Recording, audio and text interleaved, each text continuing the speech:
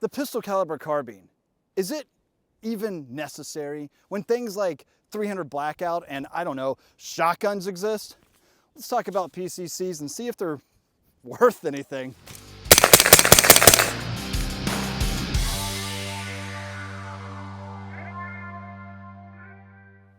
Welcome back, everybody. Clint here today. Excited to be talking to you all about one of my favorite categories of firearms. Let's be real, they're all kind of my favorite, but specifically the pistol caliber carbine, otherwise known as the PCC. Before we really hop into the details of what good is a PCC, let's go ahead and define what a PCC is. Any rifle or carbine chambered in a handgun cartridge. So that could be looked at as 40 Smith & Wesson, that could be 10 millimeter, that could be 45 ACP, or like the gun I have here in front of me, and probably the most popular, 9 millimeter. 9 millimeter across the board is definitely probably one of the most popular cartridges for the PCC classification. Now, notice what I said in the earlier definition, a rifle or carbine chambered in a pistol cartridge.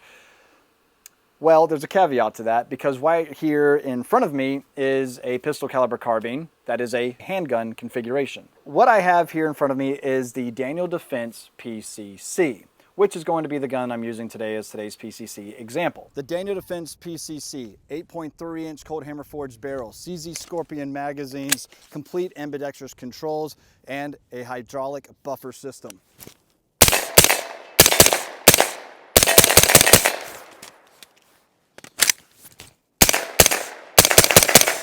This isn't a review of the DD-PCC per se, but ultimately a great example of a quality pistol caliber carbine that Daniel Defense has recently released. Now I've got mine set up with the SBA5 brace. This is a pistol configuration, Aimpoint RDS 2MOA red dot sight, Surefire with the pressure pad, and of course, right up front, the Inert Haze 1 suppressor.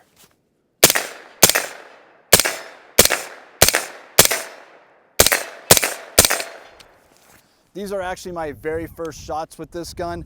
Haven't oiled it, haven't lubricated it. I'm not getting any gas back to the face, even with a non-flow-through silencer on it. Really love the matchup on the rail and of course the can.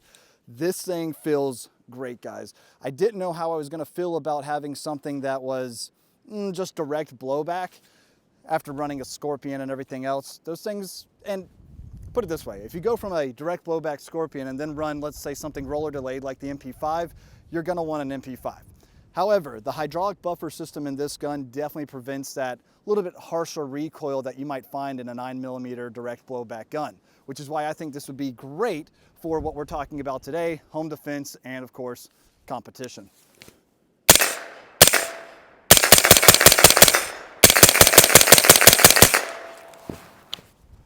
Man, that's a lot of fun.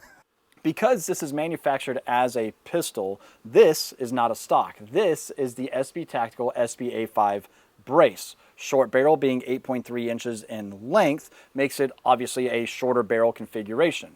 I can legally throw a stock on here after I fill out the paperwork to register this as a short barreled rifle. Gets complicated, right? This is why gun laws are ridiculous and why the National Firearms Act shouldn't exist, but it does. Therefore, if I do not want to be breaking the law, I need to make sure that I'm treating this legally. However, it is legal for me to turn this into a short-barreled rifle so I can throw a stock, vertical grip on it, whatever, all right? Hey, before we carry on with this video, I just want to give a big shout out to my friends over at Monadnock Firearms who have been supporting the channel since day number one. They've got all your solutions for all your 2A wants and or needs, and you should check out the bottom of the screen, you know, just in case. Additionally, if you are looking for a social media platform that actually values our First Amendment rights and places a large emphasis on the Second Amendment, check out Trigger Hill. No censorship, just guns and greatness. Check out Trigger Hill today. Download at triggerhill.com and follow your boy, magdump_Morgan. And the last entity, organization that I want to talk about is the one that's truly fighting for our Second Amendment rights, and that's Gun Owners of America. We've got our second annual Gun Owners Advocacy and Leadership Summit coming up very quick in August, again back at Knoxville, Tennessee. We are planning to have all of those exciting guests that you saw last year back with us, all of the manufacturers and more that you saw out on the floor.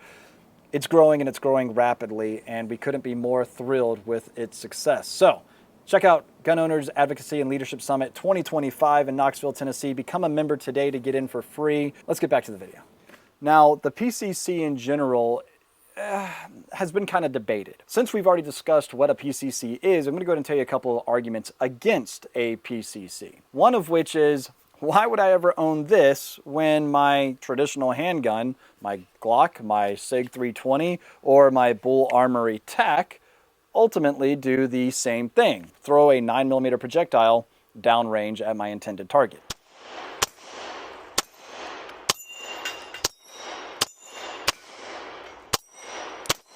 Oh yeah.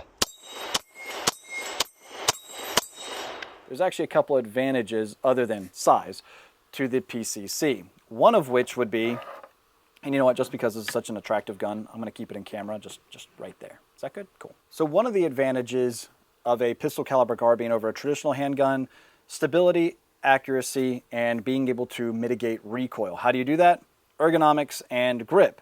Instead of traditionally holding a pistol like this, right, all I have to support it is pretty much arms and a good tight grip. On this guy, I've got multiple points of contact. 1, 2, 3, 4. Just like that right there. Easy enough, right?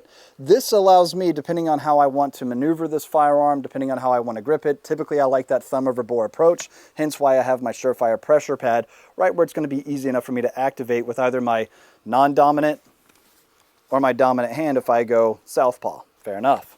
Now what this allows me to do is actually get those quick follow-up shots downrange if and when need be. I can really start pulling the trigger fast, and well, you're going to see little to pretty much no muzzle rise with this gun.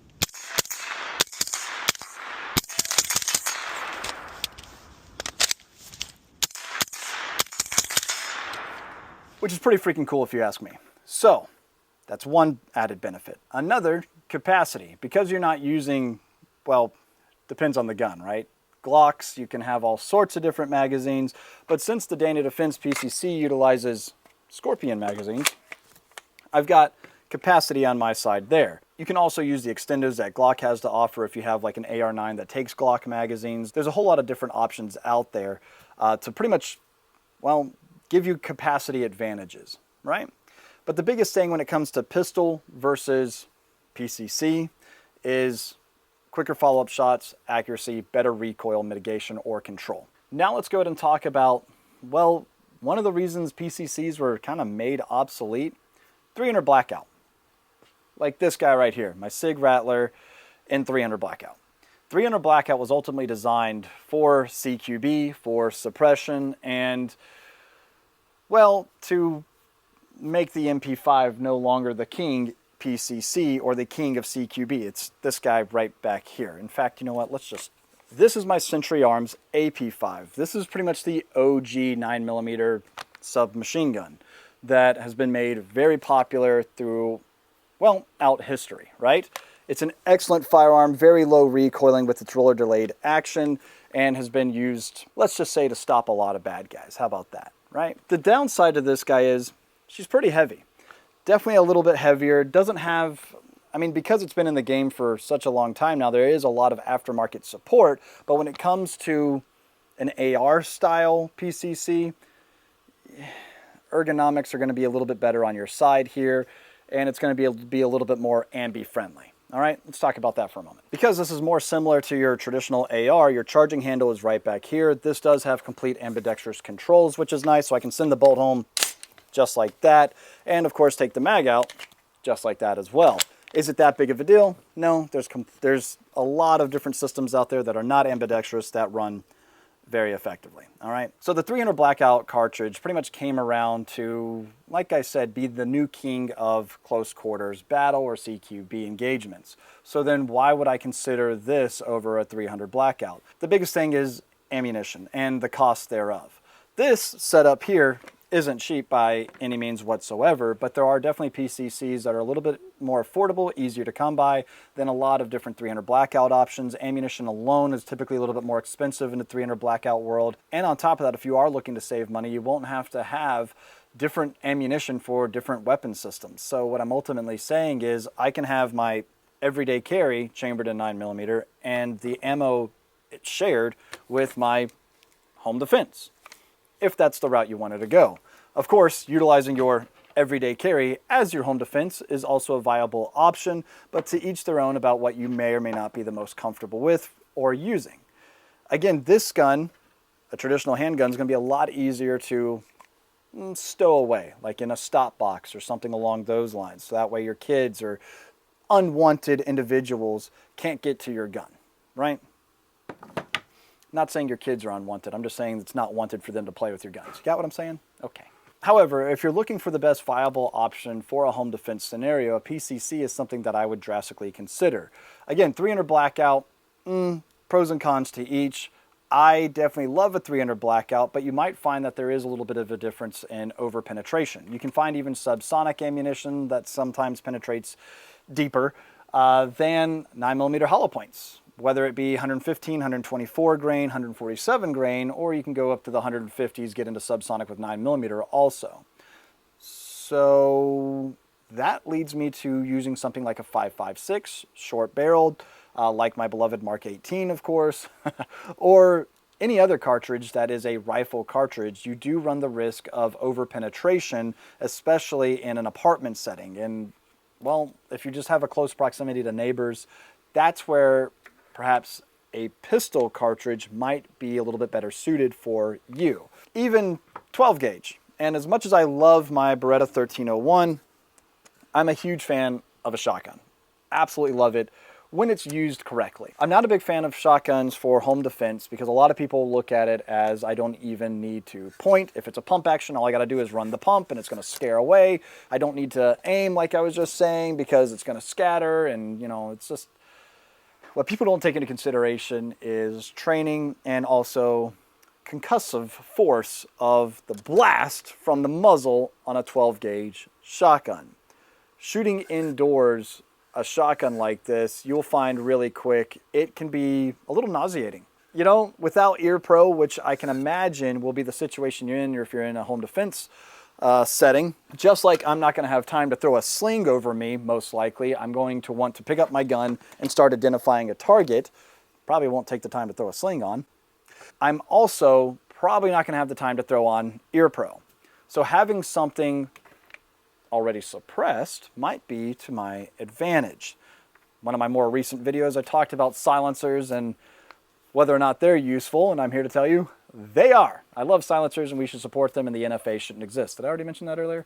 Shotguns, like I said, I like in a team environment. There's no debating whatsoever that a 12 gauge, especially double-aught buck within close proximity, is absolutely devastating and not something that I would want to be looking down the barrel of. Fair enough? The only problem is you are limited to capacity. A lot of people will say, oh, well, if I've got multiple pellets going down range, multiple shot going down range, that's like the equivalent of, like, you know, 21 9mm projectiles going down range. I see your point. I raise you got to hit the target. The problem is, again, it's the mindset that shotguns provide that I'm against. I have a shotgun. I'm the king in the room. You go in with that type of ego, you're probably going to die. That's all there is to it. Don't think that just because you have what is an absolute devastating force that you're just going to win. You got to actually train with your stuff. In a team environment, when you can actually have the backup and security to go ahead and start reloading your gun, which you're probably going to need to do, then awesome. Again, in that environment. Home defense, hey, hopefully you never have to pull the trigger, but if all it is just one trigger pull and it's an absolutely devastating effect and you have multiple intruders, they see that there's an arm missing from the guy that they just walked into the room with because 12 gauge, then all right, point proven, it worked. I just don't like to go off of hypotheticals. I like to think that, hey, in the worst case scenario, if and when it arises, I want to have something that I know I can rely on, that I know won't be completely disorienting me every time I pull the trigger.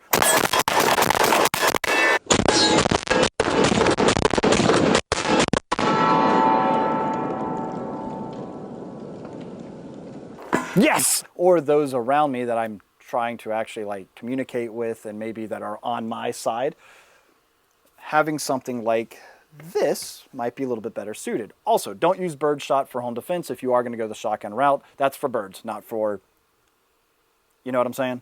So don't. Buckshot, yes, that's cool. That's going to take down larger game. Additionally, buckshot has been shown to go through drywall and a bunch of other things, and it moves, all right? Having something that's designed to expand on impact to reduce the possibility of, well, over-penetration and finding its way into your neighbor's house or apartment, probably a better way to go. There's also the possibility of frangible ammunition, things like that, but again, be careful about using frangible ammunition in some silencers. If you want to keep it quiet, somewhat, then that might not be the best option for you either. All I'm saying is I want to inspire a little thought here, and I want to hear from you guys down in the comment section some. Do you think PCCs are a viable option for home defense? Can you think of other applications for a pistol caliber carbine or a PCC? Yeah, I could definitely see it. Vehicle defense, a truck gun, I think it's a completely viable option there as well. And yeah, once the weather gets a little bit warmer, we'll definitely head outside and run some drills with this gun among others as well. So there you have it. That's my take on a PCC. Again, I think it's a great option for home defense. Obviously in the competition world, it's got classes designed just for PCCs, so not really a debate there. It just is, and it's awesome because they're fun, they are accurate, they're reliable, and on top of that, they're really easy to shoot, which is great. You will notice though that you'll probably see an increase in recoil and not being able to mitigate that recoil, like in my CZ Scorpion, which is the K model. It's the one that was made for like the drug interdiction unit, so it's really short, very compact, but you'll notice that things jumps all around, especially in full auto. You'll just see it like it's just kind of crazy, right? That's where the MP5 wins big. That added weight, that roller delayed system, super flat shooting, a lot of fun to shoot in full auto also. AR9s, typically gassy guys, typically also just because they're direct blowback, are going to be a little recoily. Nowhere near as much as a shotgun, of course. Nowhere near as much as a typical handgun also. But with the hydraulic buffer system in Dana Defense's PCC, this guy's a pretty flat shooter, and I enjoy shooting it a lot. So let me know what you guys think. Complete review of the DD PCC, maybe another 1,000 round review. Got to stock up on some more 9mm. So that will probably be coming soon enough. And with that, I'll leave it off there. Appreciate you guys stopping in. God bless you all. Like, comment, share, subscribe. Greatly helps out the channel when you do. And let's show YouTube that we want gun content on their platform. Because it's like, you know, using the First Amendment to exercise our Second Amendment. How about that?